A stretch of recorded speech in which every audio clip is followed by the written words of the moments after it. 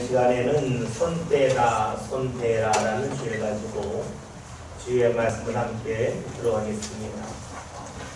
세계에서 가장 더운 지역이 어디일까요? 우리가 생각할 때에는 적도 부근이 아니겠는가라고 할 수 있습니다.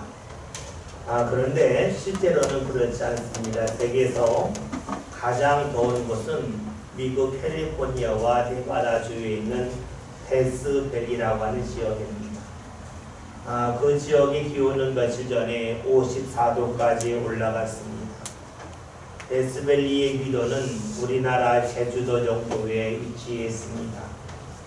그럼에도 불구하고 이 지역이 세계에서 가장 더운 이유는 크게 두 가지가 있습니다. 첫째는 그 지역이 분지 지역이라는 겁니다. 분지라고 하는 것은 사방에 높은 산으로 둘러싸여 있다는 것이죠.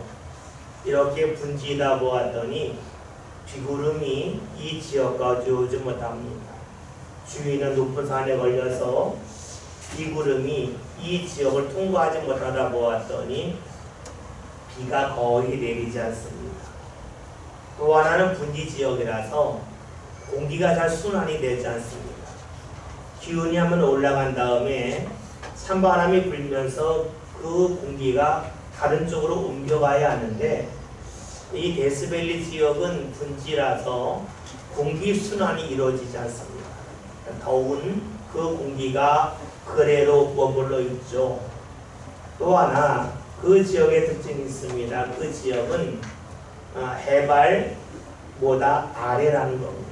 해수면보다 밑에라는 거죠. 약 한 80m 정도 아래에 있습니다. 흔히 기상학자들의 말에 의하면 이 해발, 즉 해수면으로부터 100m씩 올라갈 때마다 0.5도가 떨어진다 그럽니다. 그러니까 1000m 정도 올라가면 한 5도 정도 내려가는 거고 한 2000m 올라가면 10도 정도 내려간다는 것이죠. 그런데 이 데스밸리 지역은 해발보다 밑에 있기 때문에 더욱더 공기가 더 더울 수밖에 없죠. 100m 올라갈 때마다 0.5도 내려간다 그랬으니까 100m 밑으로 가면 0.5도가 내려가겠죠. 여러분 그렇습니다.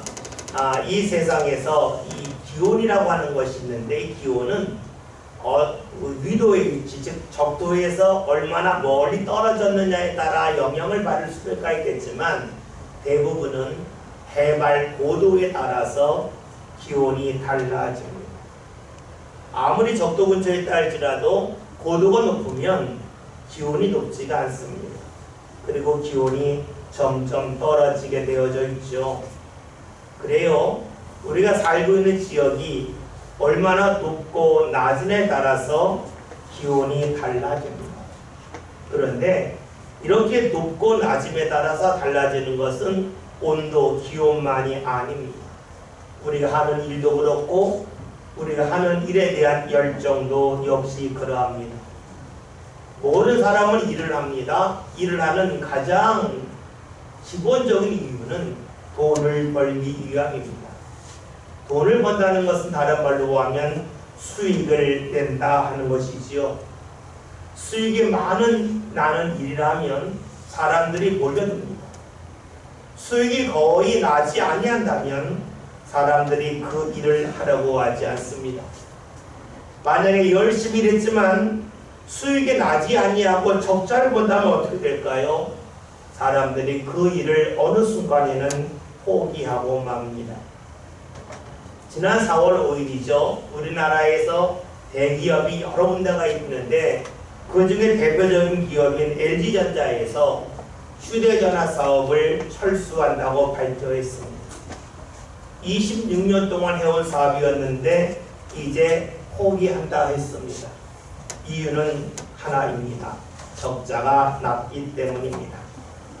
2014년도에 LG전자에서 휴대전화를 만들면서 약 3,100억 원의 이익을 했습니다. 그런데 2015년도부터는 계속해서 적자가 났습니다. 2015년도에는 1,100억 원, 2016년도에는 1조 2천억 원, 2017년도과 2018년도에는 7천억 원씩 적자가 났습니다. 19년도에는 1조 원, 지난해에는 5,900억 원의 적자가 났습니다. 계속 적자가 나다 보았더니 대기업임에도 불구하고 이를 감당할 수가 없었습니다. 앞으로 개선될 기미가 보이지 않자 과감하게 휴대전화 사업에서 철수했습니다. 여러분 그렇죠? 적자를 본다는 것, 그리고 일을 하는데 손해를 본다면 일을 중단하는 것을 우리는 당연하게 여깁니다. 일을 했는데 적자가 났다고 하는 것을 다른 말로 하면 수고를 했는데 수고의 결실이 없다는 겁니다. 헛수고했다는 겁니다. 여러분 그렇죠? 돈을 벌려고 사업을 했는데 돈을 벌지 못하고 돈을 잃어버렸다면 헛수고한 것이 됩니다.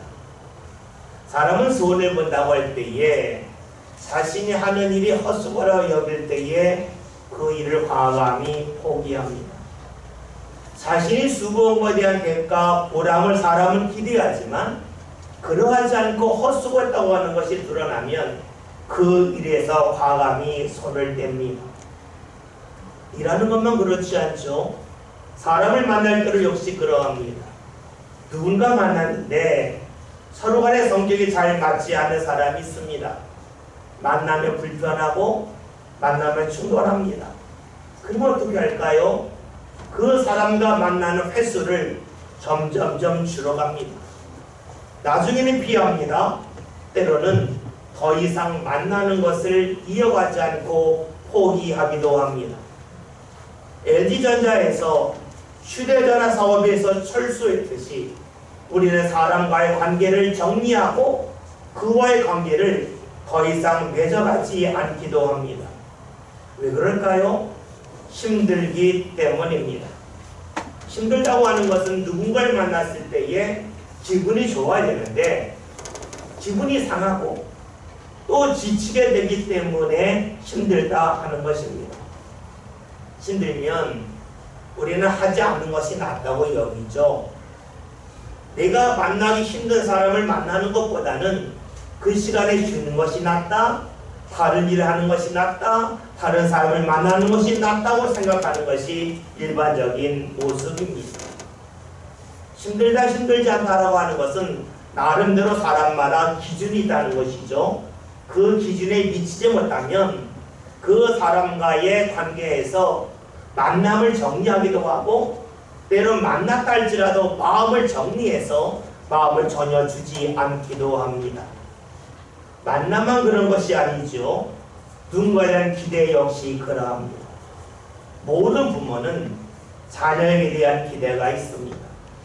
그래서 그 기대를 이루기 위하여 자녀가 무언가 한다고 그러면 최선을 다하여 돕고 구원을 합니다. 그러나 어느 순간이 되면 부모들은 자녀에 대한 기대를 하나하나 적기 시작을 합니다. 내 자녀가 공부를 잘했으면 좋겠다 하는 기대가 있었지만 어느 순간이 되면 우리 아이는 공부 쪽에는 더 이상 기대하지 않겠습니다 라는 말을 합니다. 또 이런 것도 있죠. 자녀들하고 좀 많은 대화를 나누고 싶은데 자녀들과의 대화 나누는 것을 어느 순간이 되면 기대하지 않습니다. 대화해봤자 싸우는데 그만 대화해야지, 그러한 기대를 접습니다. 왜냐하면 대화하면서 마음 상하는 것이 싫기 때문입니다. 마음 상하면서 계속 대화하면 관계가 틀어짐을 알기 때문에 그 기대마저 접고 맙니다. 부모가 자녀에 대한 기대를 접듯이 다른 사람을 만났을 때에 그 사람의 기대를 접는 것은 너무나 일반적인 일입니다. 어느 순간이 되면 사람에 대한 기대를 하나하나 내려놓습니다. 그러면 사람들이 하나님을 믿는 것은 어떠할까요? 우리는 하나님을 믿을 때 기대가 있습니다. 어떤 기대가 있어요? 건강하면 좋겠다는 기대가 있고, 하나님을 믿으면 내가 하는 일이 좀 더 잘 돼서 성공하고 부자가 됐으면 좋겠다 하는 기대가 있습니다. 그래서 교회에 나오기도 하고 예비하고 기도하고 헌신하기도 합니다. 그런데 그런 기대가 이루어지는 사람이 우리 주위에 과연 얼마나 있습니까? 여러분 아시는 것처럼 열심히 신앙생활하지만 몸이 아픈 분이 있습니다. 열심히 기도하지만 자녀가 하는 일이 잘 안되는 분도 있습니다. 열심히 하나님 앞에 나와 헌신하지만 주위에서 자신이 원하지 않는 사람을 계속해서 만날 때가 있습니다. 하나님을 믿는데 자신이 기대하는 것이 이루어지지 아니하면 많은 사람들이 어떤 마음을 갖습니까? 정말로 하나님이 살아계신가? 하나님이 나를 사랑하시는가? 하는 질문을 자주 합니다. 그러면서 내가 하나님을 과연 믿을 필요가 있을까 하는 생각까지 하죠. 또 어떤 사람은 한 걸음 더 나가서 하나님 안 계셔. 하나님 계시다면 어떻게 나한테 그렇게 할 수가 있어? 라고 하는 말을 하기도 합니다. 신앙의 자리를 떠납니다. 믿음의 일에서 손을 떼기도 합니다. 그러면 우리가 여기서 반대로 한번 물어봅시다. 하나님은 어떠하실까 하는 겁니다. 하나님은 모든 것을 창조하신 분이고 모든 것을 주관하시는 분입니다. 그 하나님께서 우리를 대하실 때에 우리에 대한 기대가 없겠습니까? 하나님도 기대가 있습니다. 여러분 생각해 봅시다. 자녀가 학교에 다닙니다. 그 학교에서는 교칙이 있습니다. 이러이러한 것을 지켜야 우리 학교 학생으로서 생활할 수 있다고 하는 교칙이 있죠. 국가에는 헌법이 있습니다. 이러이러한 것을 지켜야 우리나라 국민이 될 수가 있고 우리나라의 보호를 받을 수 있다고 하는 헌법이 있습니다. 회사에서는 회사에 다니는 사람에게 제시하는 기준이 있습니다. 몇 시까지 출근해야 되고 이 정도의 일을 이 정도의 업무를 감당해야 합니다 하는 그런 규칙이 있습니다. 세상에 그런 규칙이 없는 곳은 한 곳도 없습니다. 그렇다면 하나님이 우리에게 규칙을 주지 아니하셨겠습니까?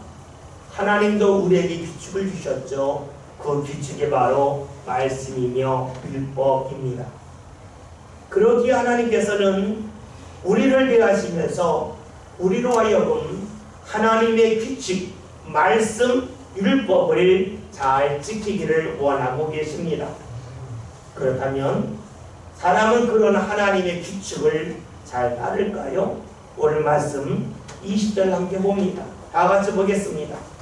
그러므로 율법의 의로 그의 앞에 의롭다하심을 얻을 인체가 하나니 율법으로 죄를 깨달음이니라. 아멘. 말씀을 보았더니 율법의 행위로는 하나님 앞에 의롭다함을 얻을 육체가 없다 말씀하고 있습니다. 즉 하나님이 주신 규칙을 잘 지켜서 하나님께 인정받을 만한 육체 즉 사람이 없다 하는 겁니다. 여러분 하나님이 주신 규칙 율법을 사람들이 잘 지키지 못함을 잘 알고 있습니다. 생각해 봅시다. 회사에서 원하는 일이 있습니다. 그 일을 잘 하지 못한 것을 당사자가 알지 않겠습니까? 학생이 학교에서 수업 시간에 수업을 듣습니다. 그리고 토론을 합니다. 토론을 하는데 전혀 이해하지 못했습니다. 본인이 알까요? 모를까요? 알겠지요. 합창단에서 같이 노래를 합니다. 노래하는데 자신이 그 음을 제대로 내지 못합니다. 본인이 알겠습니까? 모르겠습니까? 당연히 다 압니다. 하나님이 주신 말씀이 있습니다. 규칙이 있습니다. 그것을 자신이 못 지킬 때에 그것을 알까요? 모를까요? 당연히 알지요. 그것을 가지고 오늘 성경에서는 율법을 통해서 우리는 죄를 깨닫게 된다라고 말씀하고 있습니다. 그런데 생각해 봅시다. 회사에서 내게 주어진 업무가 있는데 그를 내가 잘 감당하지 못할 때에 회사에게 건의합니다. 그 일 하지 맙시다. 내가 잘하는 일을 합시다. 라고 말하면 어떻게 되겠습니까? 수업 시간에 토론을 합니다. 근데 그 토론이 자신이 감당하기 어려운 토론입니다. 그때 제안합니다. 이 토론 어려우니까 제가 잘 아는 토론합시다. 라고 말하면 어떻게 되겠습니까? 합창단에서 노래하는데 자신이 음을 잘 내지 못하는 노래합니다. 그때 말합니다. 노래 바꿉시다. 이 노래 어려우니까 내가 잘 부르는 노래를 바꿔서 노래합시다. 라고 말하면 어떻게 되겠습니까? 주위에서 말하겠죠. 무슨 소리 하는 거냐고. 당신이 못하는 걸 갖고 왜 다른 사람을 탓하며 바꾸자고 하냐고 그 사람에게 오히려 말할 것입니다. 여러분 다시 한번 생각해 봅시다. 하나님이 우리에게 주는 말씀이 있습니다. 규칙이 있습니다. 이것을 우리가 잘 지키지 못할 때에 하나님에게 말합니다. 하나님 말씀 바꿔주세요. 규칙 바꿔주세요. 제가 잘 지킬 수 있는 말씀으로 제가 잘 감당할 수 있는 규칙으로 바꿔주세요 라고 말하면 어떻게 되겠습니까? 참으로 우스운 사람이 되겠지요. 그런데 우리는 그렇게 살다가 많습니다. 하나님의 말씀을 잘 지키지 못할 때에 말씀이 어려서 지키지 못하니 말씀을 주신 하나님의 책임입니다 라고 하나님 앞에 책임을 전가합니다. 합창단원이 노래를 잘하지 못할 때에 이 노래가 어려우니까 노래를 바꿔달라고 하는 것처럼 하나님에게 우리가 그렇게 말할 때가 있습니다. 그러기에 우리가 하나님을 탓하고 하나님께 원망하고 불평하기도 합니다. 여러분 하나님이 보실 때에 그런 사람이 있다면 어떻게 해야 되겠습니까? 하나님의 기대에 부응하지 못하고 오히려 하나님 앞에 불평하고 원망한다면 하나님이 어떻게 해야 되겠습니까? LG전자에서 휴대전화 사업을 했지만 기대하는 대로 수익을 내지 못할 때에 26년 만에 그 사업에서 철수했듯이 하나님께서도 우리에게 그렇게 하셔야 될 겁니다. 다시 말하면 우리와의 관계를 정리하고 우리에게서 손을 떼셔야만 합니다. 하나님이 그렇게 하신다 한들 우리는 할 말이 하나도 없습니다. 그런데 하나님은 그렇게 하지 않으십니다. 어떻게 하실까요? 오늘 말씀 21절을 다 같이 함께 보겠습니다. 말씀 봅니다. 이제는 율법을 하나님의 한기가 나타났으니 율법과 선지자들에게 증거를 받을 것이라. 아멘. 율법 외에 다른 하나님의 의가 나타났다고 하는 것은 하나님께서 세운 규칙이 있었는데 그 규칙 외에 다른 규칙을 하나 만드셨다 하는 겁니다. 사람들이 하나님의 기준을 따르지 못하니까 포기하고 멀리하고 손을 떼시는 것이 아니라 하나님께서 새로운 규칙을 만드셔서 사람을 대하셨다 하는 말씀입니다. 여러분 사람이 달라져야 되는데 하나님이 달라지셨습니다. 세상에 어느 종교에도 이런 모습은 없습니다. 신과 사람 사이에서 사람이 부족하면 사람에게 달라지라고 말합니다. 신이 달라지지 않습니다. 사람에게 변화를 요구합니다. 그리고 그 변화에 요구하지 못한다면 그 사람에게서 멀어집니다. 우리가 하는 말 중에 절이 싫으면 중이 떠나야지 하는 말이 있습니다. 일반적인 종교의 특징입니다. 자신이 있는 자리가 자신의 마음에 들지 아니하면 자신이 더 이상 변화할 수 없으면 자신이 자리를 떠나야 된다는 겁니다. 생각해 보세요. 고장난 부품이 있습니다. 어떻게 합니까? 그 부품을 버리고 새로운 부품을 갖다 끼죠. 오래된 컴퓨터가 있습니다. 기능이 떨어집니다. 어떡합니까? 그 컴퓨터 사용하지 않습니다. 마찬가지죠. 부족한 사람이라면 하나님의 과감히 손을 떼어야만 합니다. 그런데 성경에서는 하나님이 그렇게 하지 아니하심을 우리에게 말씀해 줍니다. 부족함에도 불구하고 하나님께서 손을 떼지 아니하셨다 하는 것입니다. 왜 하나님께서 손을 떼지 아니하셨을까요? 부족한 대상인 우리들에게 계속해서 변화를 요구하다가 그것을 끝까지 주장하지 아니하시고 왜 하나님이 스스로 변화하셨겠습니까? 사업으로 말한다면 손해를 봄에도 불구하고 그 사업을 포기하지 않고 계속해서 하는 이유가 무엇이겠습니까? 하나님이 사람에게 약점을 잡히셨기 때문일까요? 그렇지 않죠. 하나님은 온전한 분이십니다. 하나님에게는 부족함이 없습니다. 그런 하나님께서 왜 새로운 규칙을 만들어서 사람들을 대하시고 사람들에게 손을 떼지 아니하실까요? 이유는 간단합니다.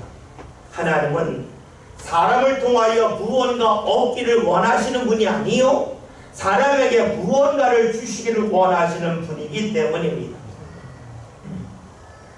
여자가 결혼하면 한 남자의 아내가 되죠. 그를 자녀를 낳으면 엄마가 됩니다. 아내와 엄마일 때 달라지는 게 있습니다. 바로 요리입니다. 아내일 때는 요리 실력이 거의 들지 않습니다. 새로운 요리를 잘하지 않습니다. 그냥 주면 남편이 그냥 먹습니다. 그리고 마음에 들지 않은 본인이 해먹던가 사 먹으면 됩니다. 그런데 엄마가 되면 달라집니다. 엄마가 되면 어린 자녀가 음식을 해줘서 먹지 않으면 네가 알아서 먹어, 네 입맛 바꿔 하지 않습니다. 자녀가 먹을 수 있는 요리를 개발합니다. 그리고 그 요리를 위하여 수고하는 것을 애씁니다. 새로운 요리 왜 합니까? 자녀에게 약점 잡혔기 때문이 아닙니다. 자녀가 먹을 수 있도록 하기 위하여 자신의 요리하는 방법을 바꾸고 요리 실력을 향상시킵니다. 이것이 바로 엄마의 모습입니다. 자녀가 어렸을 때 잘 먹지 않을 때에 네가 달라져야 돼. 이거 영양가 있는 건데 네가 왜 안 먹어? 네가 먹어야지. 먹을 때까지 다른 걸 안 줄 거야 하지 않습니다. 엄마는 변화의 길을 택합니다. 많은 시간과 많은 공을 들여서라도 자신이 변화합니다. 이유는 간단하죠. 사랑하기 때문입니다. 사랑하기에 하나라도 더 주기 위하여 자신을 바꿉니다. 여러분, 하나님께서 사람들이 부족하고 사람들이 하나님의 기대에 부응하지 아니할 때에 하나님의 새로운 규칙을 만드신 이유가 어디 있습니까? 그것은 사람을 사랑하기 때문입니다. 하나님의 사랑이 어떠한 방법으로 나타납니까? 오늘 말씀 22절의 말씀을 다 같이 보겠습니다. 말씀 봅니다. 온 예수 그리스도를 믿음으로 말미암아 모든 믿는 자에게 주시는 하나님의 은이 차별이 없느니라. 아멘. 하나님께서 새롭게 만든 규칙이 있습니다. 의에 이르는 길이 있습니다. 그것은 바로 예수 그리스도를 믿는 것입니다. 여러분, 예수님이 어떤 분일까요? 사람들은 하나님의 말씀을 지키지 못합니다. 하나님의 기대에 부응하지 못하죠. 그러니까 죄를 범합니다. 그런데 그 죄를 사람의 부족함을 감당하기 위해서 하나님이 사람의 몸을 입고 이 세상에 오신 분이 바로 예수님입니다. 그런데 성경에서는 우리에게 예수처럼 행하라라고 말씀하지 않고 예수님을 믿으라라고 말합니다. 세상 그 어떤 종교도 그렇게 하지 않습니다. 종교들의 특징이 뭡니까? 뭔가를 하라는 겁니다. 선한 일을 하라는 겁니다. 그런데 성경에서는 무언가 하라고 하지 않고 믿으라라고 말합니다.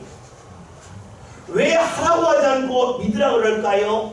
하는 것은 사람이 중심이 되는 것이지만 믿는 것은 사람이 중심이 되는 것이 아니기 때문입니다. 믿는다고 하는 것은 아무것도 없는데 믿는다는 것이 아닙니다. 성경에서 믿는다고 하는 것은 하나님이 예수를 통하여 사람의 죄를 짊어지게 하시고 사람을 구원하셨다고 하는 것을 믿으라는 것입니다. 다시 말하면 하나님의 행하신 일을 믿으라고 하는 것이 성경의 말씀입니다. 믿는 것은 하나님이 하신 일, 하나님의 은혜를 믿는 것입니다. 하나님께서 우리로 하여금 하나님을 만날 수 있는 길을 주셨는데 그것은 다른 데 있지 않습니다. 하나님이 사람을 사랑하셔서 예수님을 보내셨다고 하는 것을 믿으면 하나님을 만날 수 있다는 겁니다. 봅시다. 하나님은 어떻게 하셨습니까? 사람들이 잘못했을 때에, 사람이 부족할 때에 포기하지 않았습니다. 손을 떼지 않으셨습니다. 오히려 손을 대셨습니다. 누구에게 손을 대셨습니까? 사람들로 하여금 너희가 내 뜻대로 내 규칙을 지키지 아니하면 내가 너희를 가만두지 않겠다 형벌하고 협박할 수 있습니다. 국가에 사는 것이 그런 거죠. 국가의 규칙을 지키지 않으면 그 사람의 신체를 한 곳에 가둡니다. 가둠을 통해서 어떻게 해서든지 규칙을 지키라 그럽니다. 규칙을 지키지 않은 사람에게 손을 댑니다. 어디든지 다 그렇습니다. 회사에서도 일을 잘 하지 못하면 어려운 일을 시키거나 월급을 깎습니다.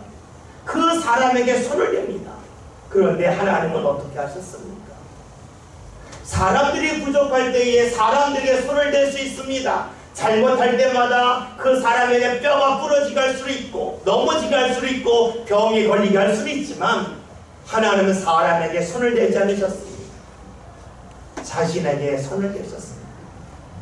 자신에게 손을 대셔서 하나님임에도 불구하고 사람의 몸으로 이 세상에 오게 하셨고 이 세상에 오신 하나님께서 자신의 몸에 칼이 찔리고 창이 찔리도록 내버려 두셨습니다.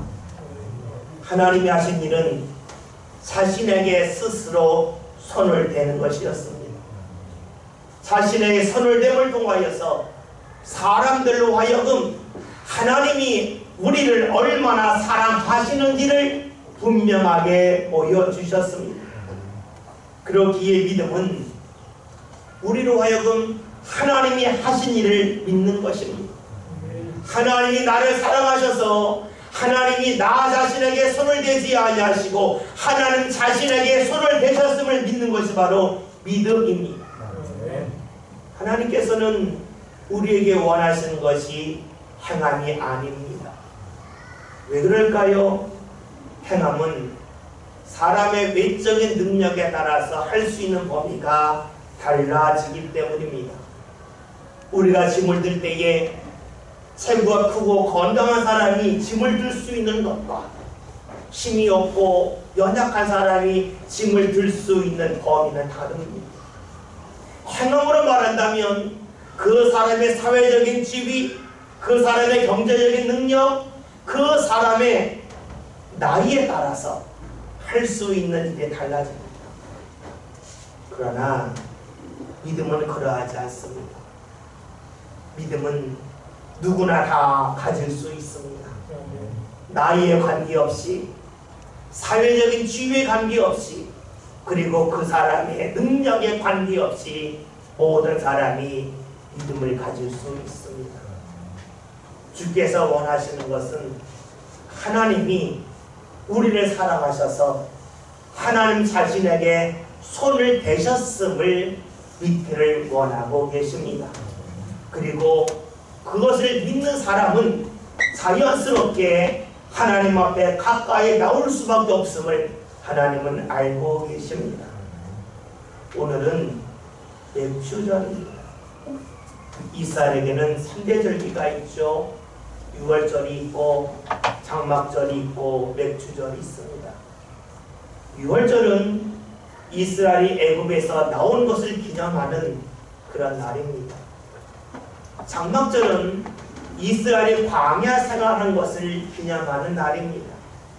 맥주절은 이스라엘이 약속의 땅에 들어가서 농사를 지은 것을 기념하는 날이기에 약속의 땅에 들어간 날을 기억하는 것입니다. 여러분, 이스라엘이 약속의 땅에 들어간 것은 그들의 능력이 아니었습니다. 전술이 좋아서 들어간 것이 아닙니다. 무기가 좋아서 들어간 것도 아닙니다. 그들이 도덕적으로 너무나 뛰어나기 때문에 사람들이 그들을 초청한 것도 아니었습니다. 그들이 약속의 땅에 들어갈 수 있었던 것은 하나님을 믿은 결과였습니다. 전술도 좋지 아니하고 무기도 형편없었지만 하나님을 믿는 가운데 하나님이 그들을 약속의 땅에 들어가게 하셨습니다. 그래요, 하나님을 믿음의 사람들을 약속의 땅에 들어가게 하십니다. 오늘 우리들의 삶 가운데도 하나님 허락하시는 약속의 자리가 있습니다. 약속의 땅이 있습니다. 그 자리에 누가 들어갈 수 있습니까? 능력 있는 사람이 아닙니다. 하나님을 믿는 사람입니다. 하나님을 믿는 사람에게 하나님께서는 하나님의 약속의 땅을 허락하여 주십니다. 오늘 우리는 하나님의 말씀을 지킬 수 있는 능력이 없습니다. 우리라면, 사람들이라면 그런 대상에게 손을 뗍니다. 그러나 하나님은 우리를 사랑하셔서 우리에게 손을 떼지 아니하시고 하나님 자신에게 손을 대시면서 우리로 하여금 하나님을 믿도록 하나님의 은혜 자리에 이르도록 이끌어 주십니다. 오늘 말씀 제목이 손떼다 손대다입니다. 하나님은 우리에게 손을 떼셔야만 합니다. 우리는 그렇게 살지 못하기 때문이죠. 주의 규칙대로 말씀대로 살지 못하기 때문이지요. 그러나 하나님은 그러한 우리에게 손을 떼지 않으셨습니다. 우리를 사랑하셨기에 하나님의 새로운 규칙을 만드셨습니다. 하나님 자신에게 손을 대셨습니다. 그래서 예수를 세상에 보내주시고 그분이 십자가에 달려 돌아가심을 통하여 우리에게 구원을 허락하셔서 하나님 앞에 이르게 하여 주셨습니다. 하나님 자신에게 손을 대셨지요. 하나님은 우리를 사랑하십니다. 우리로 하여금 하나님 허락하시는 은혜 자리에 이르기를 원하십니다. 그래서 스스로에게 손을 대셨습니다. 여러분, 그 하나님을 우리가 기억합시다. 하나님이 자신에게 손을 대면서까지 우리를 사랑하셨음을 기억하면서 어느 자리에 있든지 간에 그 하나님을 믿고 그 하나님께 감사하는 저와 여러분이 다 될 수 있길 바라겠습니다. 그리하여 하나님께서 우리에게 허락하시는 약속의 땅 이스라엘에 들어갔던 것처럼 오늘 저와 여러분들도 하나님 허락하신 은혜 자리에 함께 이룰 수 있는 믿음의 주인공 될 수 있기를 주님의 이름으로 기원드립니다.